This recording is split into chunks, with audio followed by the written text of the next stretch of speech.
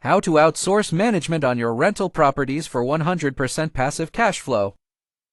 What if your rental property could generate income without you answering midnight calls, chasing rent, coordinating repairs, or dealing with difficult tenants? That's the promise of passive real estate investing, but let's be realistic. Rental income is rarely 100% passive. The closest you can get is building a system where a professional property manager handles the day-to-day operations while you focus on the investment. Today, I'll show you exactly how to outsource rental management without handing over control of your business. Step 1. Know what you're outsourcing. A good property manager can handle tenant screening, rent collection, maintenance coordination, inspections, lease renewals, tenant communication, and sometimes evictions. But don't automatically outsource everything. You should still monitor your financial statements, approve major expenses, review property performance, and make strategic decisions. Passive doesn't mean uninformed.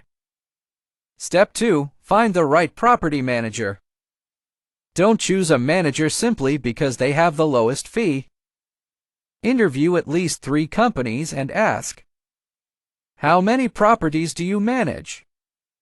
What's your tenant screening process? How quickly do you respond to emergencies? Which maintenance vendors do you use? What happens when a tenant stops paying? Are there additional leasing, renewal, inspection, or maintenance fees? And here's a powerful test: ask for owner references. A manager should be able to demonstrate how they communicate when something goes wrong, not just show you impressive marketing.